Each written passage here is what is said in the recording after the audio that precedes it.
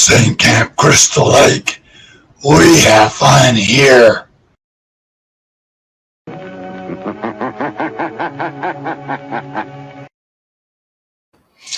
Good evening, everyone. Welcome to Camppatton Family Compound. It's time for Friday night in the Homestead on this Friday the 13th. Yes, happy Friday the 13th, everyone. How's everybody doing? Alrighty, so yes, I am in California. And so let me get over here and make sure I say hi to everybody.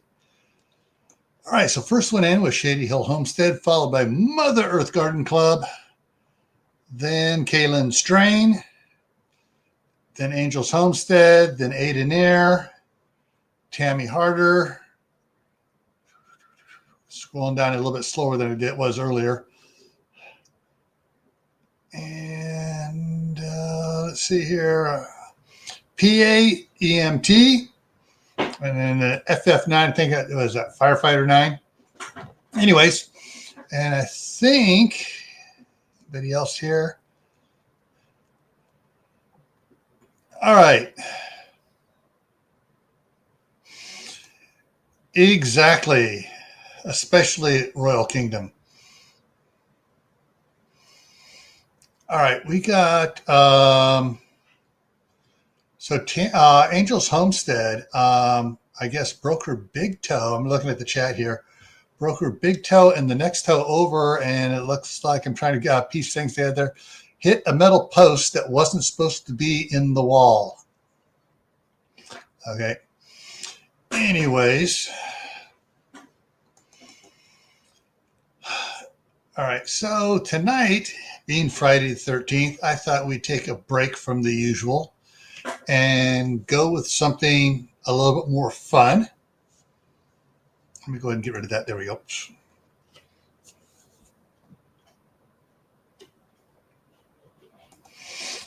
I saw a cool mime earlier today. It said, for all you 80s kids, don't forget to leave some milk and cookies out for Jason tonight. Yeah. And of course, I can't do a green screen because I forgot to bring the sheet up to hang it up here behind me. So, anyways, otherwise, I'd put up my new favorite band, starring Jason Voorhees, Michael Myers, Freddy Krueger, Leatherface, and Ghostface, singing "I'll Kill You That Way." And they're known as the Slash Street Boys. But we're going to talk about we're talking about Friday the 13th, and we're going into movies and stuff. And let me go ahead and get this one thing here down, get that out of the way, and get this other thing up here. I grew up on a lot of the black and white thrillers and stuff. Let's just put this up here. The Alfred Hitchcock movies, Boris Karloff, Bela Lugosi, Claude Rains, and the whole thing of a lot of these were all. There wasn't any gore, really. It was just good makeup, and it scared the crap out of you. Oh, and of course, hang on here. Wrong. Get that too fast.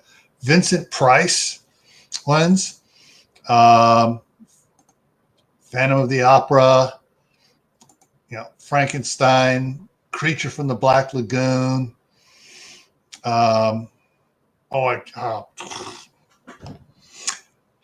Psycho, yes, Psycho.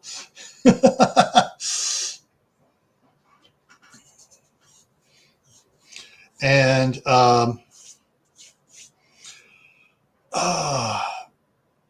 Abbott and Costello meet Frankenstein. Abbott and Costello meet Dracula. Abbott and Costello meet, adding a little comedy to the scariness of it. And that's what I grew up on in the 60s. And then they had some of the, because basically we would watch some of these old black and white movies on television because they were so old. They were being shown on television stuff. Okay, get that out of the way. Okay.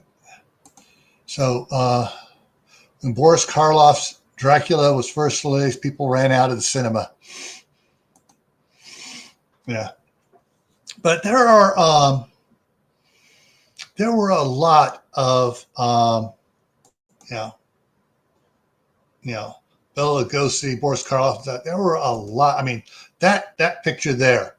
I mean, that was the new standard in Dracula.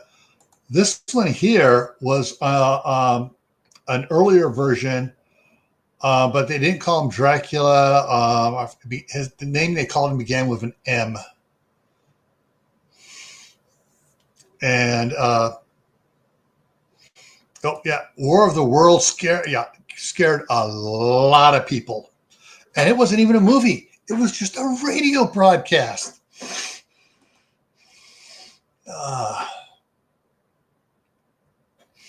So this one came out first. I'd have to go back and look at it, but that was I think that was in the teens or whatever, early silent. This was silent film here, whereas this one was a talkie.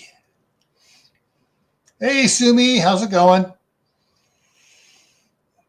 And there was just so many cool things with it. And let's see if I can find see what sort of side ones I get for Frankenstein here. Oh, and the Bride of Frankenstein. Oh, yeah. It was just so many cool ones. Creature from the Black Lagoon. That was one of the ones that get the screamer up there. Yeah. But then there were some other ones that are just popped into my head here. Them with James Arness and I can't remember his name now. Let me see if I can just bring it up here.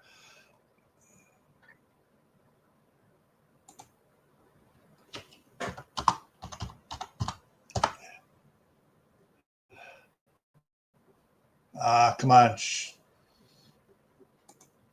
It was about the ants, and internet's running really slow here. Them 1954, 3 years before I was born. I've watched it several times, and let's do it. See if I changed. See if I can do it this way here.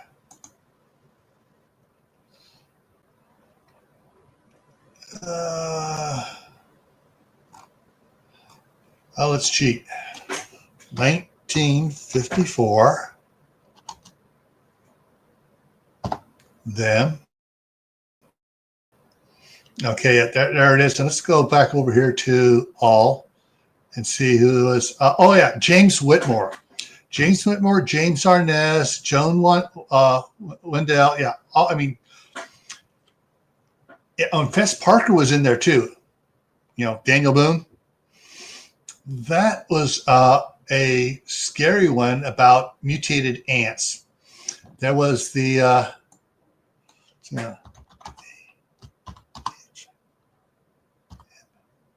H-Man.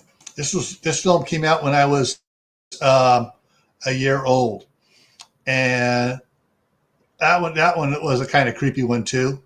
And then there was the Blob.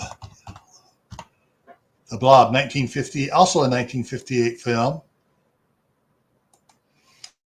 and that had Steve McQueen, George Karras, Earl Rowe. Yeah, some of these things are around. You have to go through some of these. A lot of these actors are big back then. Most people don't know. the original flying monkeys, Wizard of Oz. Yeah. And then, of course, if you watch The Adventures and when they're meeting on the carrier, someone goes, "Yeah, turn them into his personal flying monkeys," and Captain America goes, "I get that reference." But yeah, some of these are the thing is with all of these. The Blob had a little bit. There was one scene where the arm got stuck in it, and they were trying to pull it off, and all it just showed the bones as they peeled off the blob off of it. But there was no gore. There was no blood spurting. There was no, there was no shining moment. And yeah, it was some of these old ones are really good.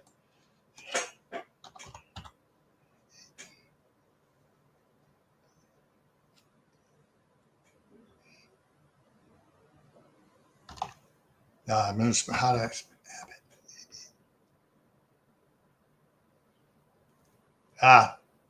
There we go. Abbott and Costello Meet Frankenstein. And that one had the Wolfman in it. And yeah. And Lon Chaney was Larry Talbot, played Larry Talbot, the Wolfman. They had Glenn Strange as Frankenstein's monster. Bela Lugosi was Dracula.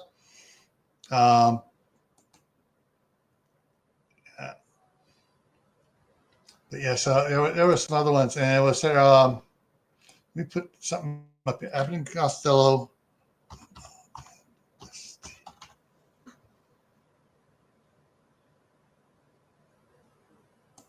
Abbott and Costello Meet the Monsters. That's a DVD collection. Monster. Let's see. Abbott and Costello Meet Frankenstein. Abbott and Costello Meet the Wolfman. Abbott and Costello Meet Dracula. Abbott and Costello Meet Dr. Jekyll and Mr. Hyde. Abbott and Costello Meet the Mummy. And these, while they are scary, you also wind up laughing your butt off. Hey, Abbott! So yeah, there is. That is the lighter side of monster movies. There was Abbott and Costello. Let me hang on. Let me switch this around here. Yeah, so you got all the list here of all the different ones. But yeah, and there's a DVD collection you can get on Amazon of Abbott and Costello Meet the Monsters collection, if you're interested. I grew up with a lot of these, and so when I was 11, let me do my math here. I was 11. My younger brother was 9. We went to visit my sister and her husband living in Salt Lake City. And they took us to go see Sir Robert Richhouse's House of Horrors. Now, my brother and I, living down in Southern California, and my step-grandfather, Rolly Harper, knew Walt Disney very well. And we were always getting free tickets, free books, to go to Disneyland. And we were there all the time. And we spent so much time going through the Haunted Mansion and so much time doing all this, Pirates of the Caribbean, all the stuff they had there. And so when we go to this haunted house, so Robert Richhouse's House of Horrors in Salt Lake City, and we're bored to tears. Literally, we were just like, oh God, I can do better than that. And they, and some of the stuff they did in there was, you go in the room and there's blood everywhere, and intestine casings for making sausage and stuff strung around and stuff, and it's like this we go, this room's gross, this isn't scary at all. And one of the guys heard that, and they tried making it their thing to scare us, and we were going, So a month and a half later, not even a month and a half later, I think that was before school started. So yeah, it was about a month and a half, almost 2 months, later was Halloween. Well, we decided we were going to set up our own little haunted house in the front yard, and we scared the crap out of every kid in the neighborhood with just Frankenstein's Laboratory and the Grim Reaper. And so we did haunted houses and stuff, but we tried taking the best parts of the movies, the non-gore stuff, just the stuff that would scare people, and we scared the heck out of more people. And one of the things we learned was less is more.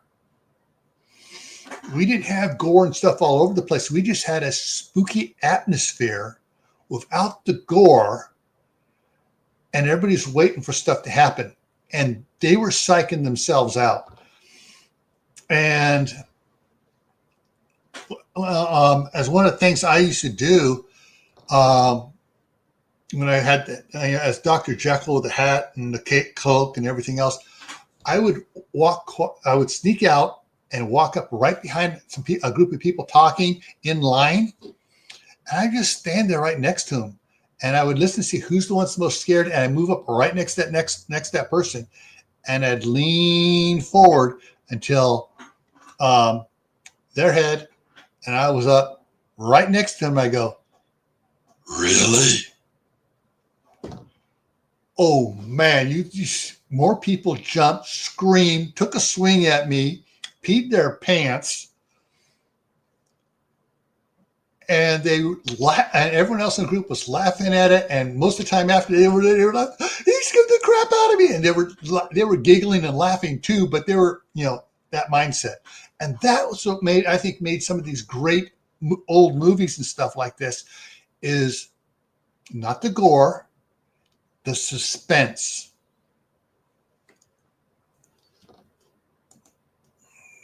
Remember watching some of Creepshow and Ruth back in the day. Yeah.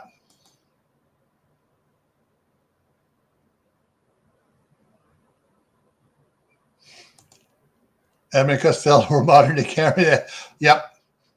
Exactly. I thought the Alien movie was hilarious. Oh, point. In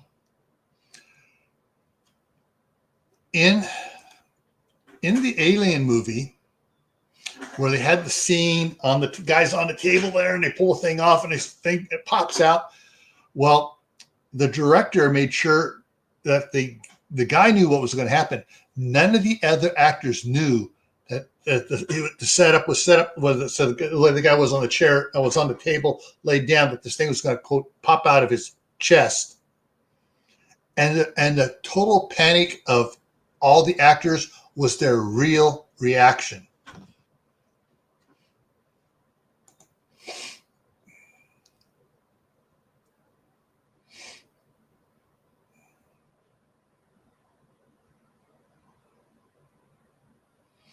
Yeah. One of the things. All right. One of the things we did. We had ours. We did the Creature from the Black Lagoon. Like I said, we drew everything. We had Frankenstein's Laboratory. We had Dracula's Coffin. We had the Black Lagoon. And later on, we had more neighbor kids coming into it, and we wound up. We had like 40 people working in it. And so we did a Friday the 13th area. We did a Michael Myers area, and it was all scare stuff. Oh, we did Madame Leota's from the Haunted Mansion, but they'd come through. We had this one hallway that was barely 4 feet wide. And as you walk down, it was all 3/4 inch plywood panels set up, and there were these plexiglass little windows about that wide and about that tall, and there would be a styrofoam head in there with a gross mask on it, and some lights that would come on and illuminate it from down below and make it even scarier. As they're walking out, a light would come on here, a light would come on here, and they got to this big, huge 6-foot wide, 4-foot tall plexiglass window. And the guide, there was a guide for every group. Guide get everyone coming, and he goes, "Oh, hey, you got to stay close together. You in the back. If you keep lagging behind," and he shined the light down, threw it on the ground, and there were body parts, not gross, just like a shirt, a stuffed shirt, and we cut it off and we kind of dabbed some red on it, stuff, just enough so you get the idea, but not showing stuff on it. Hey, John's Life, how's it going? And then I'll never say, all right, this is what happens if you lag behind me, because we got Michael Myers was running around, and we had a guy in a Michael Myers costume, and that the top of the window was about 7 feet up, and the bottom was about 3 feet up. So everybody's looking up, gathered up close to the window, looking at it, and we had a step built off to the side and a handle. So the guy's hanging on the step, hanging onto it, and he just kind of swings around and face plants against that plexiglass window with the Friday the 13th. No, he had a hatchet or something. Anyway, he hits it. They would jump back. We had to reinforce the back panel behind them, because the first time they almost knocked it down, and we immediately, everyone else, all the other guides went around, and my dad was out there driving metal stakes in and boards up and bracing it, because you had like 8 people trying to go through that wall. And what got him was the scare, just the in their face. And that's what I love about these old movies. These old movies were just absolutely fabulous like that. Let me see here. One of them I think is very important. I want to touch on it. Wolfman, 1941. Yes. All right. Hang on, let me look in here so I make sure I get the cast here right. Actually, I'm going to duplicate this one here. Duplicate, and the cast, who played what in it. Cast.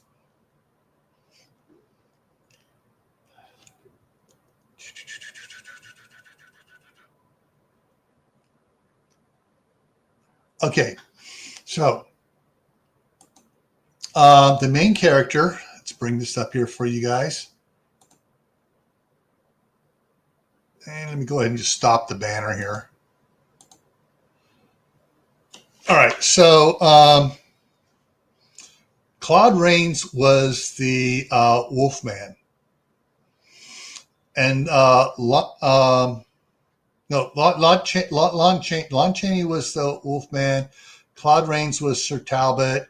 The Wolfman was Larry Talbot. Sir John Talbot, by Rod Claims, was his dad. Bela Lugosi, let me go over to the thing here. So Lon Chaney, the Wolfman. Claude Rains, Sir Talbot. Warren William was Dr. Lloyd. And you had all these other ones going in. And then you had Bela Lugosi as the Roman fortune teller / werewolf. Then you had Maria, I can't pronounce her last name, as a Romanian sorceress. And the thing is about this thing here, Lon Chaney Jr., his portrayal of the Wolfman embarrasses every other Wolfman of modern movies. Especially the series, his performances back in the 1941 film embarrassed every Twilight movie, both the vampires and the werewolves, because they're like, oh, woe's me, I'm cursed, but I'm still cool. Him was like, he was just going through all the agony, explaining all the agony and seriousness of the problems of being cursed as a werewolf. And it is a very good movie for that. Oh, The Birds was terrifying too. Yes, and his thing he wasn't. Yeah, his thing was so emotionally drawn out there. If that was made today, he would have got Best Actor for a drama actor type thing. It was just absolutely fabulous. You watch it and it's like wow. It's a totally different take of what they've done to every other Wolfman stuff, where it's not where it's all they're all, oh, I'm cursed, but I'm still cool. Hey, Geeky Gardens here. And some of these older movies, there is more into the characters than they ever thought of putting into the characters today. It's just so much more into it, and being black and white, the shading of the colors and the lighting and everything else played so much into it. So let's see here.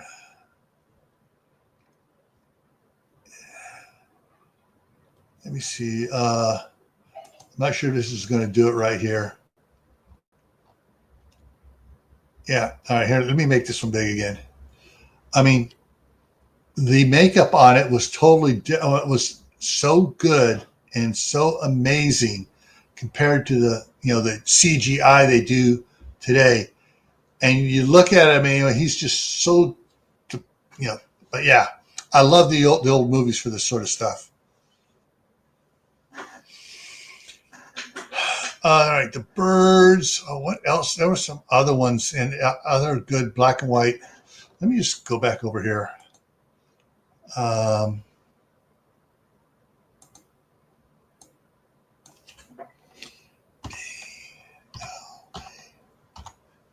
Black and white.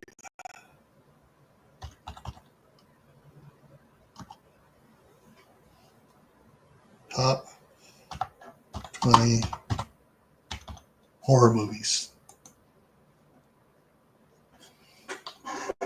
I put black and white horror movies, and what did they do? They threw up all of these, a lot of stuff. Oh, Invasion of the Body Snatchers was good. Oh, the original Cat People from 1942. I haven't seen that one. I saw the modern remake, which was pretty good. Night of the Living Dead was 1968. Psycho was 1960. The Haunting was 1963. The Haunting was a good one, even though it was color. 1960, it was a good one. The House on Haunted Hill I believe it was House on Haunted Hill with Roddy McDowell. Oh man, that was scary. Invasion of Body Snatchers. The Island of Dr. Moreau. The Invisible Man, the first Invisible Man, yeah. Now a more modern one here, which fit into it because it was all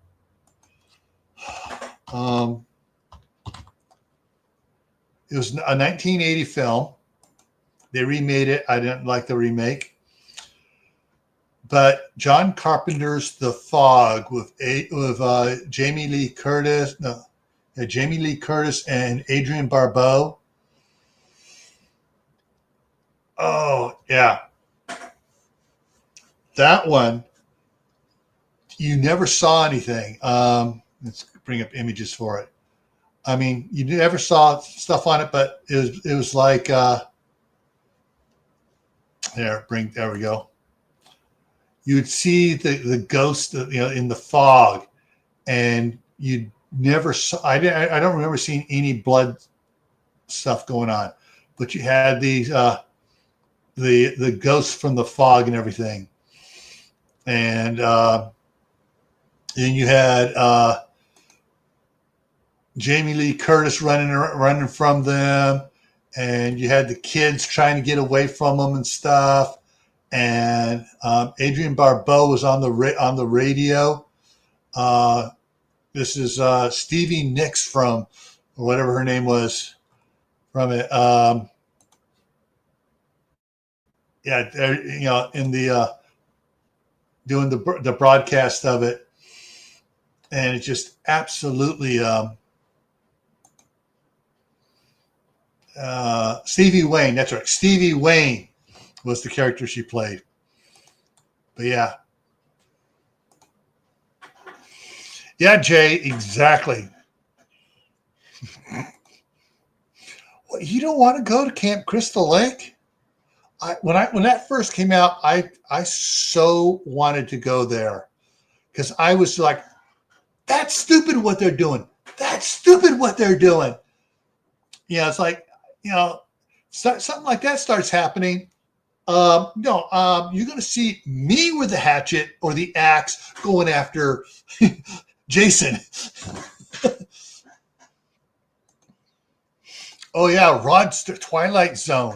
Twilight Zone and The Outer Limits. Best scary stuff on TV.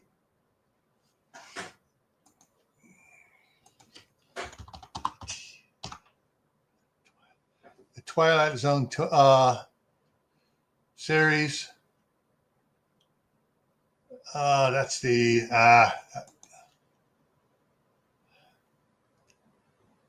come on, it's bringing up the wrong one. Bringing up the new.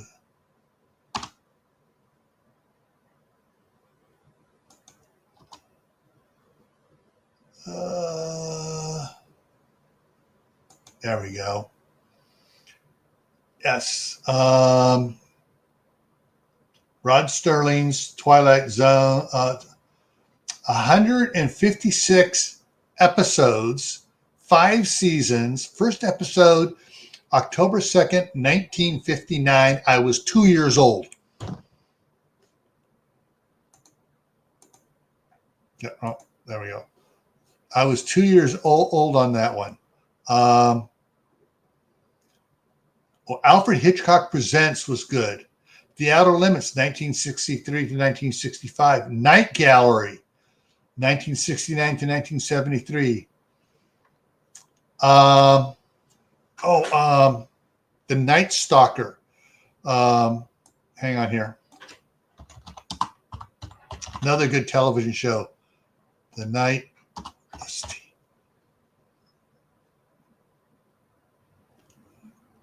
Kolchak, Kolchak. Yeah, The Night Stalker. Darren McGavin. That was such a good one too. I mean, it just got you going on it. Yeah, Jaws is a different genre of horror, scary, make you wet your pants movie.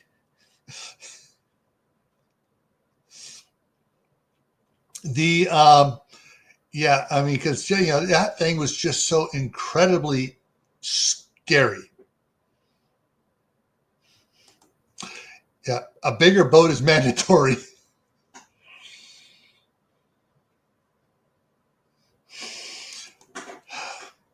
I got a piece of fun fact about the movie Jaws. They were trying to keep the shark a secret from all the Hollywood insiders and stuff. They did not build it at any of the studios or any of the normal places they did. They built it at Rolly Harper's rental equipment and catering shop on San Fernando Boulevard in Sun Valley, across the street from the Burbank Airport. How do I know? Because that was my grandfather, and we lived in there were 2 houses on the property in the back of it. My parents lived and us lived in one, and Calvin, I can't remember his name now, an older gentleman lived in the other one, a good friend of my grandfather. And he was sort of like the nighttime security guy, got to do walk-arounds and stuff and everything on it. But yeah, they built it in that shop, and we used to ride our bikes. Go through we had a gate in the back of our fence, go into the back where all the equipment was. So we'd ride our bikes around and stuff. And we're riding around. And one of the guys with that freak, I go, "What are we doing?" I go, "This is our grandfather's place. We live right there." And my dad walked up. "Yeah, those are my boys. They'll keep their mouth shut, won't you? We don't even want to see it." He said, "We ride around it here. We will not look inside the shop." And we didn't. We didn't know what it was until we saw it. And we were like, "Crap, man, we could have gotten a good look at that." The Japanese ones. The Japanese had some good stuff too. -0.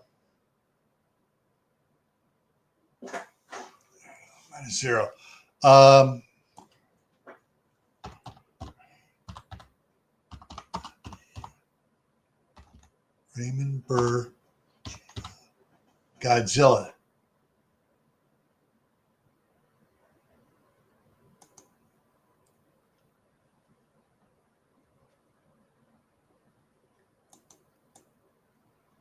I thought it was older than that.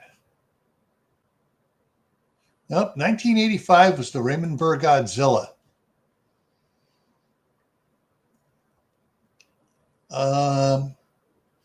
Or is that looks like an older one. Let me see. There's another one here.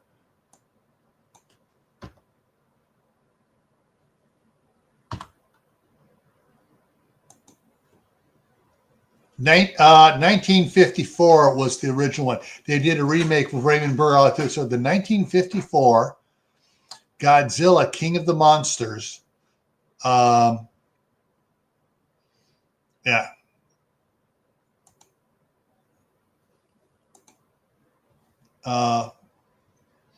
Yeah, that was a good one. I mean, that was absolutely a good scare one, because it's like, yeah, we hadn't seen anything like it in the United States before that, up to that time, like that.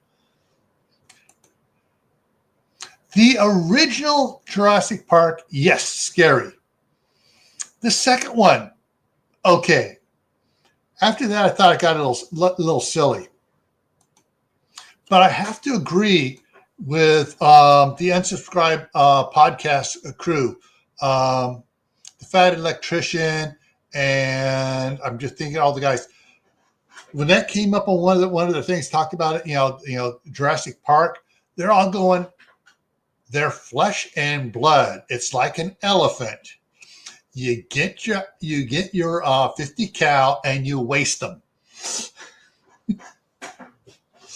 You got a T-Rex coming after you. Oh, you get a Marine out there with the MK9 grenade launcher going, boom, boom, boom, boom, boom. No more T-Rex. That's one of the problems I had with the ones like Nightmare on Elm Street was a totally different vein, but Michael Myers and Jason Voorhees, Halloween and Friday the 13th. Everyone did stupid stuff in it. I mentioned earlier, but the one that really ticked me off was watching the security guard being more stupid than the silly girls.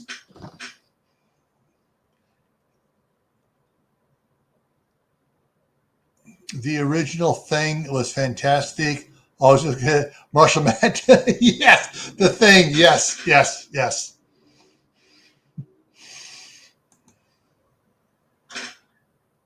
Yeah, that was a good one too. But modern ones, everyone's trying to be an Abbott and Costello and do stupid stuff. No, the girls don't need to be stupid. The guys don't need to be stupid. Yeah. Anyways, yeah, I love the old movies though.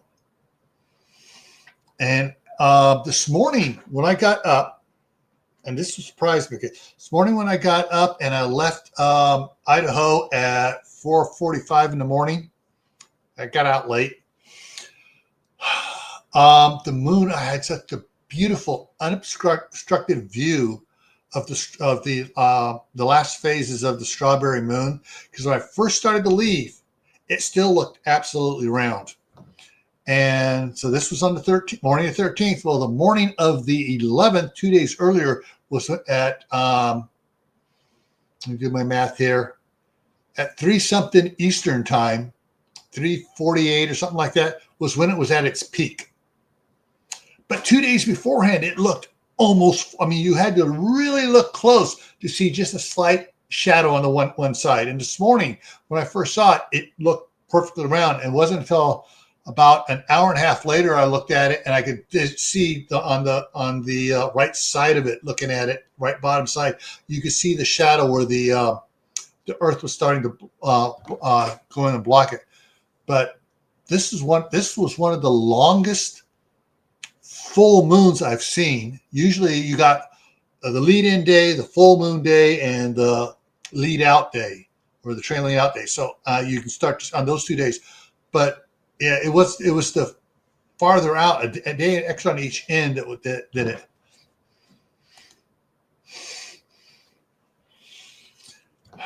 Yeah, and Chucky's bad too.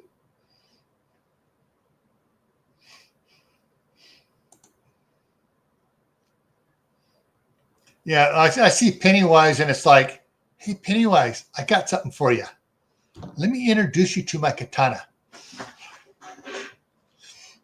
Let me introduce you to my daughter, who is captain of the fencing team at her university.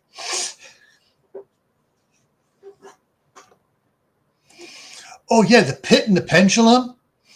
Actually, let me look at this. Let's see. Vincent Price. This is going to be a long list when I go in here. Where is it? Early film roles were in the 40s, films in the 50s, 60s, and 70s, and then later on filmography. Here we go. List of Vincent Price works. All right. First film, 1938. That's just the first film. I'm going to look at it here. So in let's see, the Tower of London was his third film made. Fourth film, The Invisible Man Returns. Next film was Green Hell. Next one, The House of Seven Gables. Then it goes on some other ones. Let's see, Hudson Bay. I'm not sure what that was. Oh, that was different.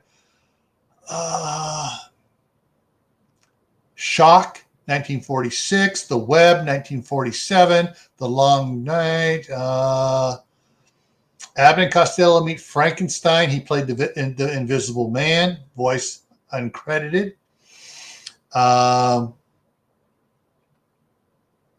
Yeah, you just go through here. House of Wax.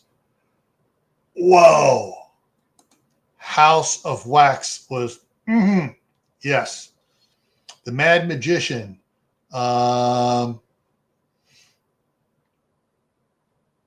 Let's see here. I'm just trying to pick out some of the other ones from some of the, he did so many films. The Fly, 1958, The Fly, yes. House on Haunted Hill, Return of the Fly, The Bat, Pit and the Pendulum, let's see, Tales of Terror, 1962, Tower of London, 1962, The Raven, Diary of a Madman, 63 for both those. The Haunted Place, 63.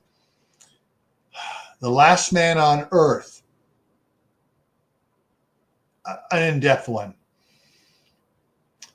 The Marquis of the Red Death, Tomb of Legina.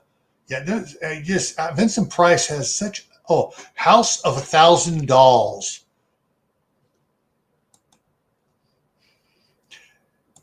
and mothers hate scary dolls. But yeah, more dead than alive. I just did so many of them. I'm looking for there's a funny one. I don't see it in here. He had a guest appearance on, was it Beach Blanket Babylon, or it was one of the Beach Blanket movies? Oh, Dr. Goldfoot and the Bikini Machine. And yeah, he was in both those, but he was one of Beach Party. That was it. He was Big Daddy in Beach Party 1963. I just love, Vincent Price was such a wide scope of stuff he could do. Oh, Arachnophobia. That was a scary one too. Anyway, so folks, go watch a scary movie tonight. And please don't unsubscribe from me for that. All right. Oh shoot, I forgot to I'm trying to reset stuff up here. I forgot to get everything set up here because my computers, I had them quote in sleep mode, but they lost stuff. So make sure this is original good. I saved those saved. But so coming up tomorrow night on Gray Man Prepping is After the Magnetic Poles Flip. What are your plans? Monday here on Camppatton Family Compound is 6 years on YouTube, looking back. Tuesday on Gray Man Prepping is Major Mistakes That New Preppers Make, Part 2. Thursday night is the Midnight Ride, and next Friday is the first day of summer. All right, everyone. With that, I hope to see you tomorrow for After the Magnetic Poles Flip on Survival Saturday at Gray Man Prepping. All right, take care, and I'll see you later.